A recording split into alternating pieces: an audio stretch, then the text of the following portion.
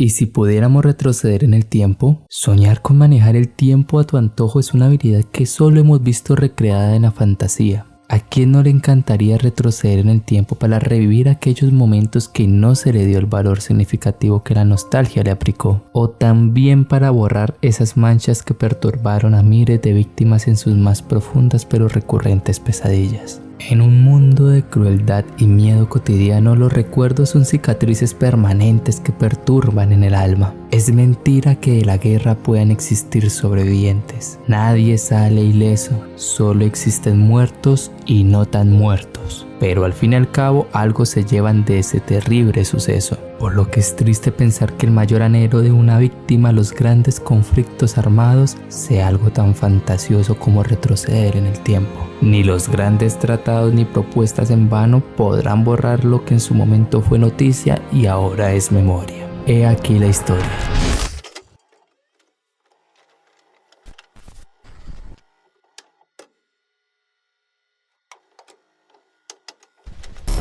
Tras la masacre, Olga María y su familia se desplazaron a Barrancabermeja con su padre y su madre de tan solo 19 años. Llegaron a la casa del abuelo paterno. Ese año, según los datos de la comisión, se documentaron 35.651 desplazamientos forzados en el país. Realmente este es un dato muy intrigante. Aún más sabiendo que no todos los sucesos como desplazamientos y secuestros son documentados en su totalidad por la pésima cobertura de la nación. Olga María y su familia habían salido de la vereda, pero aún no habían conseguido soltar las cargas de la guerra. Eso los acompañó hasta las fiestas navideñas, la cual tenía un color distinto. Ya no había vibras de fiestas, sino de luto, y no había espacio para celebraciones. Por eso no hubo fiesta ese 5 de enero de 1989, cuando Olga María cumplió 6 años. En cambio, la fecha que se le quedó grabada para siempre fue la del domingo 15 de enero, uno que instauró la ausencia definitiva.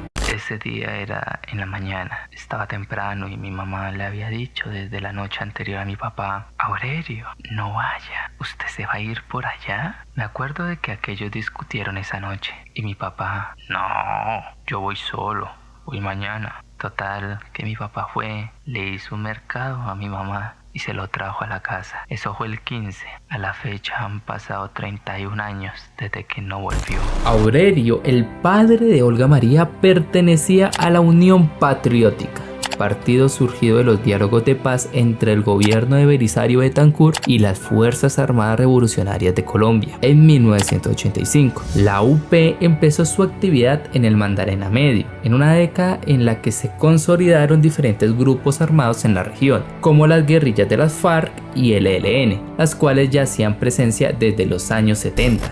Saludar al conjunto del pueblo de Colombia con ocasión de cumplirse 50 años de la fundación de nuestra organización.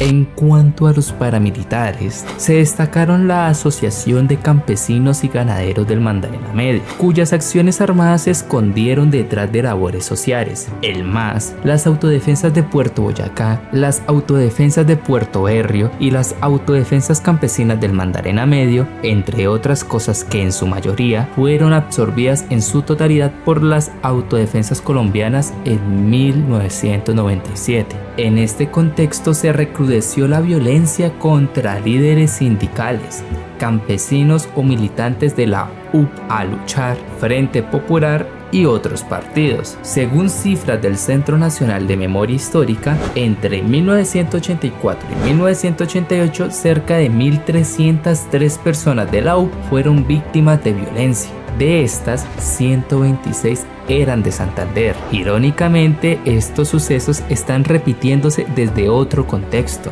Ya no se ataca a líderes sindicales, porque ya los exterminaron. Ahora van con los líderes sociales y tristemente las cifras de baja van en aumento. Aurelio fue entonces una de las víctimas mortales de esta persecución política. Cuando Olga María intenta recordar el tiempo que pasó entre el último día que lo vio y el día en que se enteraron de su desaparición, cree que fue el día siguiente, pero no está segura. Lo que recuerda con claridad es que llegaron dos señoras a la casa de su abuelo paterno y le dieron la noticia a su mamá.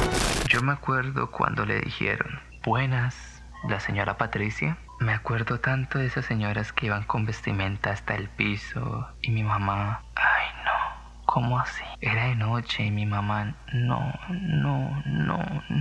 Y empezó a llorar y lloré y yo allá recostada en una pared miraba a mi mamá y le decía, pero mi mamá, ¿por qué llora? Luego toda la casa se empezó a llenar de gente, todo el mundo lloraba y cuando le pregunté a mi mamá, mami, ¿pero usted por qué llora? Ella decía, ay, Aurelio, ¿cómo me dejó sola? Y yo vi a mi hermano que se puso a llorar. Lo abracé y le dije, Alejandro, ¿pero usted por qué llora? Y me dijo, porque mataron a mi papá. Entonces también me puse a llorar. Al otro día mi mamá nos alistó y nos llevó para Puerto Nuevo. Olga María y su familia regresaron para buscar al padre, pero su cuerpo estaba desaparecido y todavía lo está. Los responsables fueron los paramilitares que operaban en la región. Él es una de las 121.768 personas que fueron documentadas como desaparecidas entre 1985 y 2019 y una de las 1.951 que se registraron en 1989.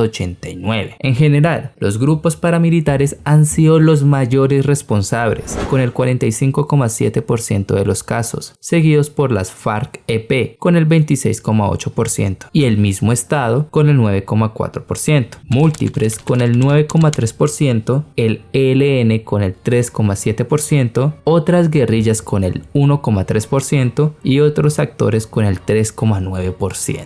La desaparición forzada se define como la privación de la libertad de una o más personas por alguno de los actores del conflicto armado, seguida de la falta de información o de la negativa a reconocer dicha privación de la libertad o a informar sobre la suerte o el paradero de la o las personas. Esta práctica, que por su sistematicidad y generalidad se ha convertido en un crimen de lesa humanidad, ha ocasionado que varias generaciones de niñas, niños y adolescentes colombianos crezcan esperando noticia de sus padres, con el consiguiente impacto de la ausencia y la incertidumbre permanente. Con la pérdida violenta de una madre o un padre, la familia se destabiliza, tanto material como afectiva y simbólicamente, lo que impide que las personas menores de 18 años tengan el acompañamiento y la posibilidad de procesar lo que les ha sucedido, pues no solo deben hacer frente al dolor por la ausencia,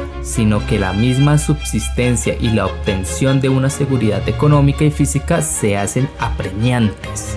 Además, cuando se viven estos hechos en etapas tempranas, los duelos no se transmitan de la misma forma y el impacto psicológico queda por el resto de la vida, alimentándose de un contexto que sigue siendo violento. A pesar de cargar con estas dificultades, la niñez y la adolescencia huérfanas por el conflicto no obtuvieron la atención ni el apoyo que necesitaban. Por este motivo, la mayoría todavía conserva sentimientos de pérdida y muchas veces de rabia por lo sucedido. También es importante tener en cuenta que la condición de orfandad aumenta el riesgo de que otras formas de violencia emergen y de que la vulneración de los derechos se agudice, como los derechos a la educación, la salud, la familia, la vivienda y la alimentación, entre otros que garantizan el desarrollo integral durante la niñez y adolescencia. En pocas palabras, el deber de protección de las niñas, niños y adolescentes es responsabilidad de la familia, la sociedad y el Estado, pero dado que no se reconocía como un impacto de la violencia y a su vez como un factor de riesgo para nuevas vulnerabilidades, las personas huérfanas quedaron a la deriva y ninguna de estas instancias respondió oportunamente, por lo que se quedaron con aquellos sueños de poder ver a esos seres queridos que perdieron sin aviso alguno, deseando poder devolver el tiempo y estar con ellos una vez más antes del terrible suceso. De esta forma, casos como el de Olga María no fueron atendidos por el Estado en su momento, entre otras cosas porque cuando sucedieron los hechos, la institucionalidad no contemplaba la orfandad como violencia derivada del conflicto armado y porque, al haber quedado al cuidado de su madre, se asumió que no necesitaba un apoyo apoyo adicional. Esto último sucede con muchas niñas, niños y adolescentes, quienes al quedar a cargo de otros parientes no son registrados ni atendidos por la institucionalidad, lo cual los invisibiliza y ensancha el subregistro de esta violencia. Por lo que es importante entender que en la guerra nadie sale ileso. No existen los sobrevivientes, solo los muertos y los no tan muertos. No existen los malos ni los buenos, solo las víctimas que pagan los platos rotos de un conflicto que ni les va ni les viene. No existe nada más deseado por una víctima que retroceder el tiempo para revivir el último momento que se sintió con vida.